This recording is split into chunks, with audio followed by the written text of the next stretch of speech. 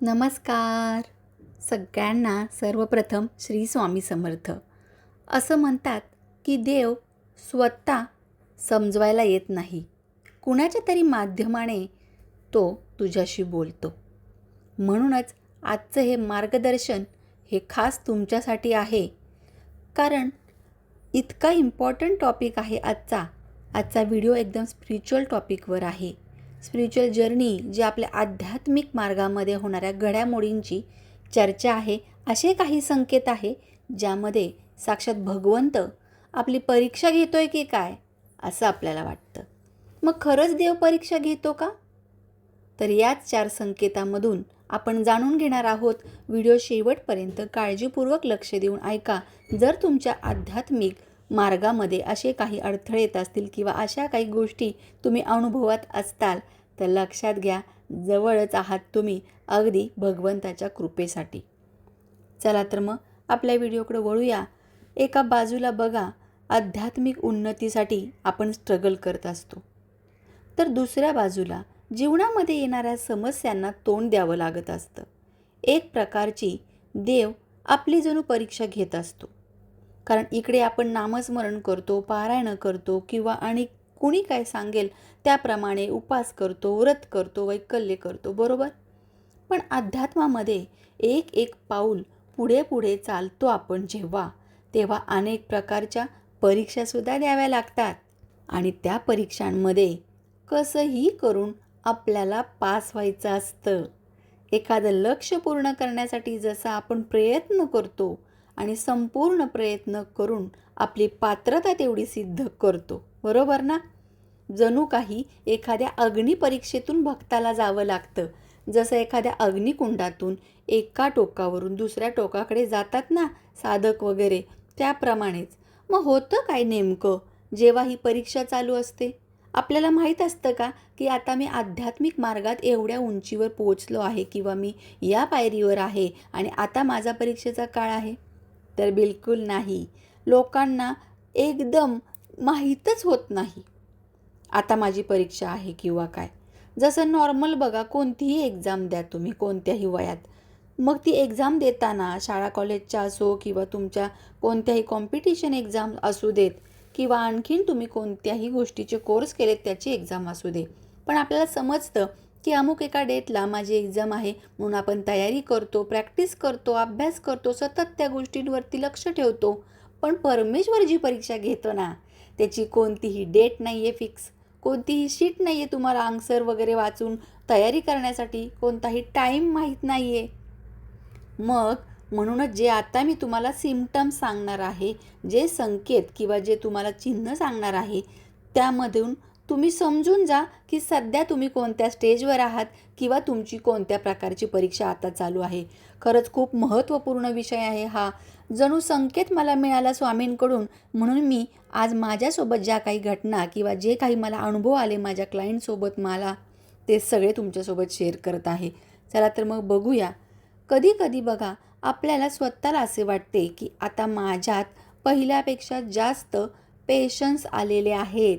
हो, कोणाकोणाला वाटतं असं? कारण समजूतदारपणा जर आला ना आपल्यात, तेव्हाच आपल्याला पेशन्सची जी असते ती परीक्षा द्यावी लागते. आपण म्हणतो की आता माझा समजूतदारपणा वाढलाय बरं का, पहिल्यासारखं मी लगेच घाई गडबड करत नाही, चिडचिड करत नाही किंवा समजून घेते समोरच्याला, परिस्थिती काय आहे त्याप्रमाणे निर्णय घेऊ लागते. माझ्या मनात दुसऱ्यांविषयी खूपच नम्रता, आदर, प्रेमभाव आहे. सगळ्यांशी मी प्रेमपूर्वक बोलतो किंवा बोलते. तेव्हा तेव्हा तुमची परीक्षा देव घेऊन बघतो. चला, किती पेशन्स आहे बरं याच्यात बघूया. हा म्हणतो ना की याची ताकद वाढली आता, तर बघूया किती ताकद वाढली याची सहन करण्याची. किती खरं किती खोटं आहे.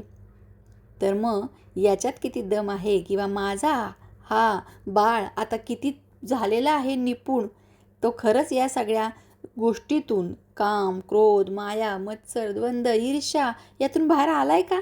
त्याला मी आता खरंच त्याला पाहिजे ती गोष्ट देऊ का?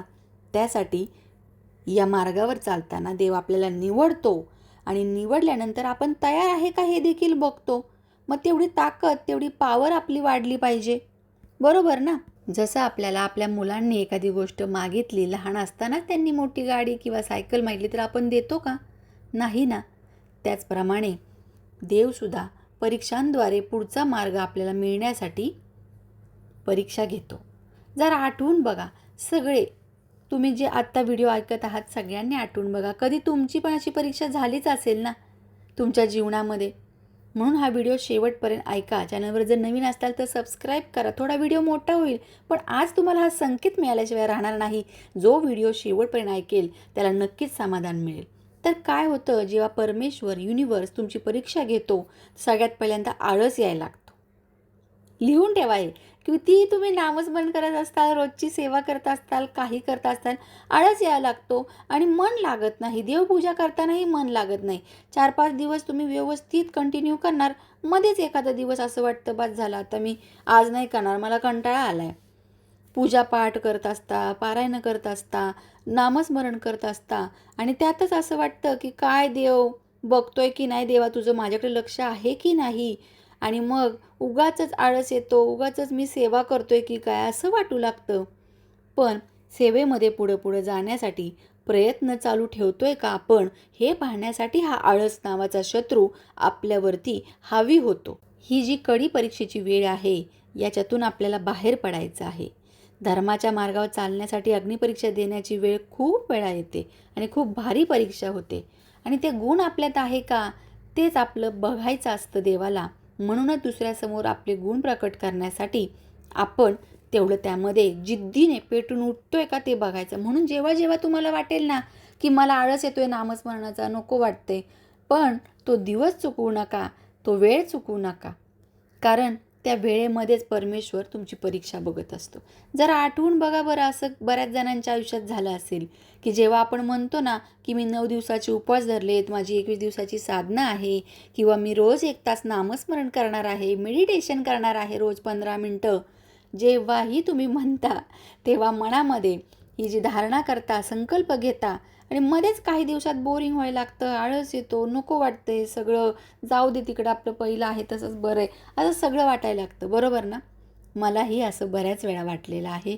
त्यामुळेच हा आळस झटकण्यासाठी ही परीक्षा आपल्याला द्यायची आहे, हे लक्षात ठेवा. आणि आधीच आपण तयार राहिलं पाहिजे की कळत नकळत काय सांगावं, या व्हिडिओतून आपल्याला हा संकेत मिळाला की आता तुमचा परीक्षेचा कालावधी जवळ आलेला आहे. समजून जा की आता तुमची परीक्षा होणार आहे. यानंतर दुसरी गोष्ट म्हणजे नातेसंबंधात गुंतागुंत. आई-वडील, मित्रमंडळी, कुणी असू देत, चुलत चुलते, मालते, पती-पत्नी, शेजारी-पाजारी, या सगळ्यांना एक माध्यम बनवलं जातं आणि मुद्दामच तुम्हाला चिडवण्याचा, भडकवण्याचा प्रयत्न हा होतो. वाईट दुष्टच्या शक्ती असतात त्यांच्याकडून. मग ते आपल्याच लोकांना हत्यार बनवतात. हे काय करतोय, असं थोडंच साधना उपासना करून तुला काय मिळणार आहे, एवढं मंत्र वगैरे जपून पहाटे उठून थोडंच तुला सगळं काही साध्य होणार आहे, हे असं कुठं असतं, हे सगळं थोटांडे वगैरे असं सगळं लोक बोलू लागतात. सेवा करायला केंद्रामध्ये वगैरे जातो तेव्हा अनेक जण आपल्याला नावं ठेवत असतात. तेव्हाच लक्षात घ्या की हे जे कोणी बोलत आहे ते बोलून घेणारा परमेश्वर आहे, आपली परीक्षा घेतोय, असंच सावध व्हायचं आणि मग पुढे चालत राहायचं. आई वडील सांगतायत म्हटलं खरंच असं नसेल असं वाटतं अनेकांना, आपल्याच घरातली लोक. मग संकल्प पूर्ण करू का नको, मग तेव्हाच मनात घ्यायचं, त्यांच्याशी काही न भांडता, काही एक न बोलता सरळ मौन धारण करायचं आणि आपलं जे आहे ते साधन, म्हणजे आपण जो काही निर्णय घेतलेला आहे संकल्पामध्ये, तो साध्य करायचा. त्यामध्ये तिसरी गोष्ट अशी की अनेक भीतीदायक अनुभव येतात, डरावणे एकदम अनुभव, दृश्य, विचित्र घटना, मेडिटेशन करताना, नामस्मरण करताना एकदम विचित्र विचित्र अनुभव, घाणेरडे अनुभव, असं काही काही दिसतं बघा, तुम्हाला आठवतं, एकदम डोळ्यासमोर येतो आणि आपण म्हणतो मी तर देवाचं करतोय, मग मला असं का दिसतंय, मी देवाचं एवढं करते तरी मला असे अनुभव काय येतात बरं, मी तर काही वाईट पाहत नाही, ऐकत नाही. पण जेव्हा बघा एखादे पारायण करतो किंवा नामस्मरण करतो तेव्हाच कोणता तरी मंत्र जेव्हा सिद्ध होत असतो, हळूहळू मेडिटेशनमध्ये पुढे आपण जात असतो, तेव्हाच अचानक कसले तरी चेहरे दिसतात, कुणाचा तरी भास होतो, कुठली तरी निगेटिव्ह एनर्जी डायरेक्ट आपल्यावर आघात करते असं वाटतं, मन लागत नाही, राग खूप वाढतो, चिडचिड वाढते विनाकारण. बघा बघा तुम्ही स्वतःला ऑब्झर्व करा यामध्ये. तेव्हा सुरुवातीला तुम्ही या गोष्टी टाळता, पण त्या अनेकच देवी देवतांचे वगैरे जे असतात रौद्र रूप दिसतात बघा त्याच्या पुढं. मग जोपर्यंत परीक्षेत पास होत नाही तोपर्यंत मी काही हे साध्य जे माझं आहे ते सोडणार नाही. माझ्या आराध्याचे देवताचे दर्शन जोपर्यंत होत नाही तोपर्यंत मी माझा मार्ग सोडणार नाही, असा मनामध्ये पण करायचं. मग ते मेडिटेशन असो, नामस्मरण असो, भजन कीर्तन असो किंवा कोणतीही कठीण साधना असो, यामध्ये तुम्ही शेवटपर्यंत राहायचं आहे एकदम व्यवस्थित.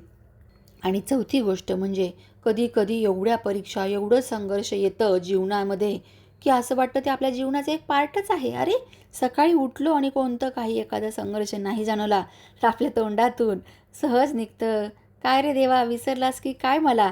आज काय त्रास नाही, आज कोणता संघर्ष नाही बरं माझ्या जीवनात, आज कसं काय एवढा चांगला दिवस माझ्या आयुष्यात? एवढा इंटिग्रेटेड पार्ट आपल्या लाईफमध्ये संघर्षाचा होतो. पण लक्षात घ्या, हा जो चौथा पॉईंट आहे तो तुमच्या विश्वासाची परीक्षा होत असते. आणि विश्वास जेव्हा तुमचा पारखला जातो, लक्षात घ्या, तेव्हा शैतान असो, दुष्टशक्त्या असो किंवा अनेक नातेवाईक कुणीही काय असो जे तुमची द्वेष ईर्ष्या करतात त्यातून तुम्ही बाहेर पडणार. लक्षात घ्या, देवावर किती विश्वास आहे हे बघण्यासाठीच देव वेगळंच एक इल्युजन आपल्यासमोर तयार करतो, भ्रमित करतो आपल्याला. म्हणूनच देवाचं खूप अवघड आहे, करावं की नाही असे अनेक लोक विचार करतात. आणि जर आपल्याला त्यामध्ये देवाने निवडलेलं आहे या कलियुगामध्ये, तर बघा सतयुगात जाण्यासाठी आपली निवड झालेली आहे. म्हणून तुम्ही तुमची साधना, नामस्मरण जे काही तुमच्या वाट्याला आहे देवाने ठरवलेलं आहे ते मनापासून करा. आपल्या मार्गातून भटकत जाऊ नका, अशी माझी इच्छा आहे. अमुक एक माझी इच्छा पूर्ण झाली नाही म्हणून मार्गातनं भटकतात, एका देवाकडे दुसऱ्या देवाकडे जातात.